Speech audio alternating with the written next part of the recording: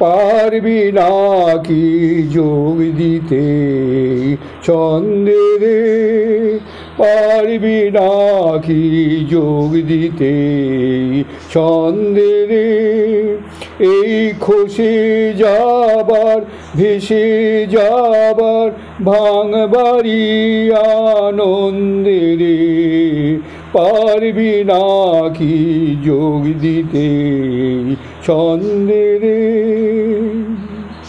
পাতিয়া কান শুনিস না যে দিকে দিকে গগন মাঝে, পাতিয়া কান শুনিস না যে দিকে দিকে গগন মাঝে, মরণ বীণায় কি সুখ বাজে তপন তারা ছন্দে রে।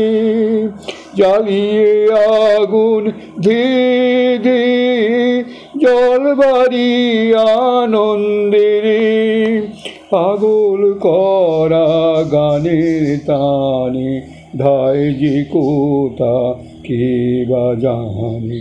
পাগল করা গানের তানে ধায় যে কোথা কেই বা জানে।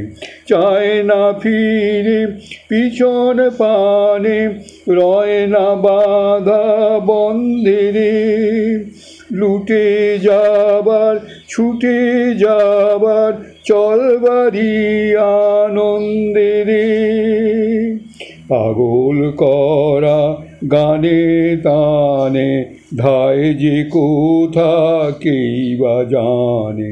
চায় না ফিরে পিছন পানে, রয় না বাধা বন্ধে রে, লুটে যাবার ছুটে যাবার চলবারি আনন্দে রে।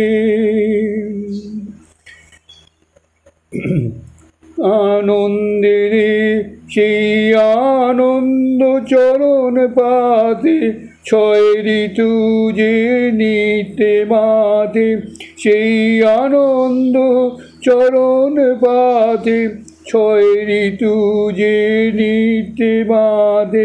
প্লাবন বহে যায় ধরাতে, প্লাবন বহে যায় ধরাতে, বরণ গীতে গন্ধে রে, ফেলে দেবার ছেড়ে দেবার মর বাড়ি আনন্দে রে, ফেলে দেবার ছেড়ে দেবার মর বাড়ি আনন্দে রে।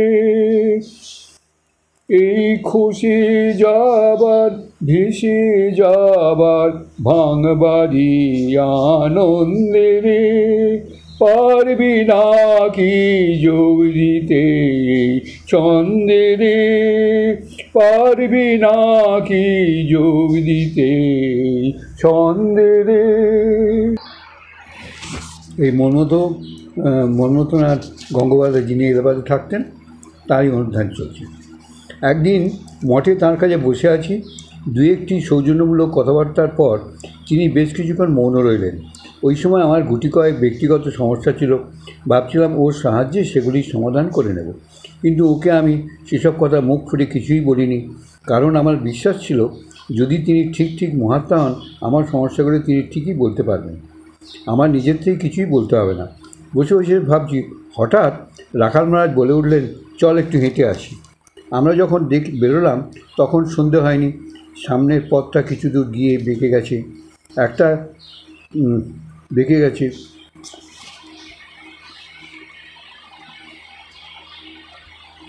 গেছে মঠের গেটের দিকে, অন্যটা গঙ্গার দিকে। তখনও মন্দির টন্দির কিছুই হয়নি, মঠ বলতে তখন শুধু কয়েকটি বাড়ি, বেশিরভাগই ফাঁকা জমি, আর মধ্যে মধ্যে কিছু গাছপালা আর ঝোপঝাড়, এই যা। যাই হোক, হাঁটতে হাঁটতে আমরা জেটির দিকে যাওয়ার যে গেট আছে সে গেট পর্যন্ত গেলাম, তারপর আবার উল্টো মুখে। কিছুক্ষণ এইভাবে আমরা পায়চারি করলাম, আর তার ফাঁকে ফাঁকে কথা চলতে লাগলো। রাখাল মহারাজজি বলছেন, আমি শুধু শুনছি কী করে, রাখাল মহারাজ বলছেন আর আমি শুধু শুনছি কী করে যে তিনি আমার মনের কথা টের পেলেন জানি না, অথচ সহজ কথার ছলে তিনি আমার তিনটি সমস্যারই সুন্দর সমাধান করে দিলেন। তারপর রাখাল মহারাজ মঠের মুখোমুখি যে গঙ্গার ঘাটটি আছে সেখানে আমাকে নিয়ে গেলেন। ঘাটের একটা সিঁড়িতে মহারাজ বসেছিলেন আর আমাকে তার পাশে বসতে বললেন।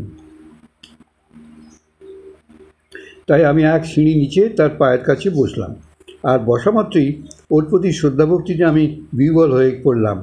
সে ঠিক করলাম ওর পাদপদ্মেই নিজেকে সঁপে দেব। বললাম, মহারাজ আমাকে কৃপা করুন। কিছুক্ষণ চুপ করে রইলেন মহারাজ। তারপর ধীরে ধীরে বললেন, বাবা আমি তোমার গুরু নই, তোমার গুরু হচ্ছে বিবেকানন্দ। ওর কথা শুনে হতাশায় একেবারে ভেঙে পড়লাম, কারণ আমি জানতাম স্বামীজি মাত্র কয়েকজনকেই মন্ত্র দীক্ষা দিয়েছেন, তাছাড়া তাঁর চেলা হওয়া এ কি সহজ কথা? এই যে আমার কাছে স্বপ্ন। তাহলে ভাবুন উনি রাখাল মহারাজ যে স্বামীজিকে কোন জায়গায় দেখতেন। রাখাল মহারাজকে দীক্ষা নিলেও দীক্ষা পাওয়া যাবে, কিন্তু স্বামীজিকে দীক্ষা পাওয়ার যোগ্যতা আমার নেই। মানে কীভাবে কী চোখে স্বামীজিকে দেখছেন দেখুন। স্বামীজিও আর আমার চেলা করতেন আমাকে দীক্ষা নেওয়া। আচ্ছা, এ কি সহজ কথা? স্বামীজিও আর আমাকে চেলা করেছেন, আর আমিও আমারও দীক্ষা নেওয়া হয়েছে, এইসব ভাবছি। এর দিন কয়েকের মধ্যেই ভারাক্রান্ত হৃদয়ে আমি এলাহাবাদে ফিরে গেলাম। পরের বার যখন মঠে গেলাম দেখলাম স্বামীজির স্বাস্থ্যের একটু উন্নতি হয়েছে আর তিনি বেশ হাসিখুশি। একদিন ভোরে মঠে গিয়ে শুনি স্বামীজি ঠাকুর ঘরে আছেন। সে দোতলায় উঠে গেলাম। সেখানে গিয়ে দেখি সে এক অপূর্ব দৃশ্য। স্বামীজি ব্রহ্মানন্দে মাতোয়ারা হয়ে পুরনো ঠাকুরঘরের ঠিক সামনে ঢোকা বারান্দাতেন এক প্রান্ত থেকে আরেক প্রান্ত পর্যন্ত বীর বিক্রমে পায়চারি করছেন।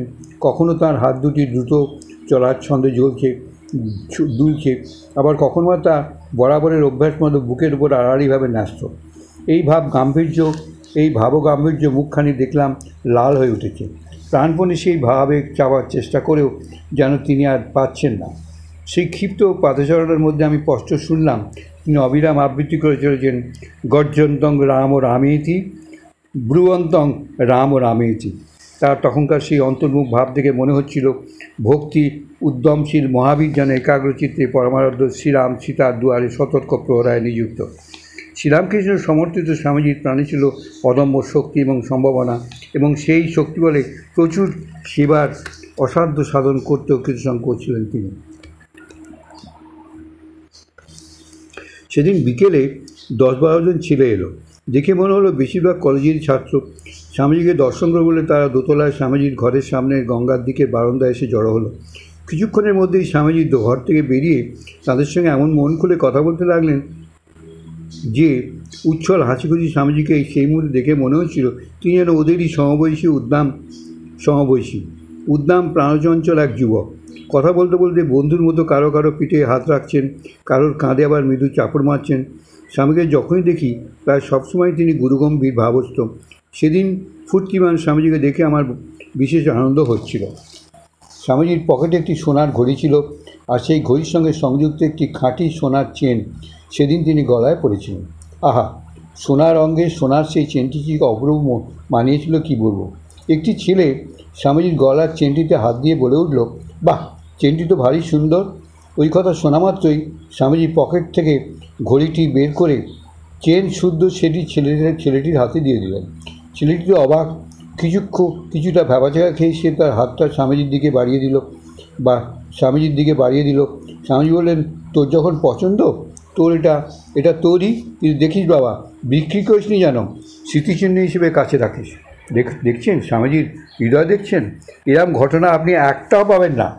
ঠাকুরের তো অতজন শিষ্য ছিল ঠাকুরের, কিন্তু স্বামীজির মতন এরম হৃদয় আপনাদের একটু বললাম না স্বামীজি একটু আগে কথা, যে ওই জগতের কোনো ঐশ্বর্য স্বামীজিকে প্রভাবিত করতে পারেনি, কিন্তু ঠাকুরের কোনো শিষ্যরা কিন্তু এরকম স্বামীজির মতন এইরকম উদাহরণ পাবেন না।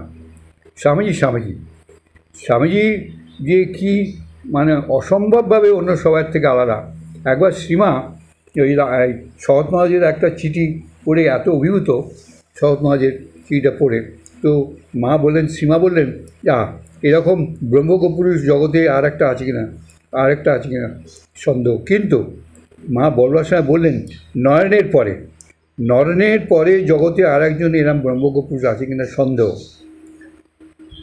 এটা বললেন না ওই শরৎ মহারাজকে একলা, নরেনের পরে এই কথাটা উচ্চারণ করে, নরেনের পরে জগতে আর একজন এরকম ব্রহ্মপুরুষ আছে কিনা সন্দেহ, এই কথা বললেন মা। তারপর ব্রহ্মপুত্র আছেন, কিন্তু সবাই নরনের পরে।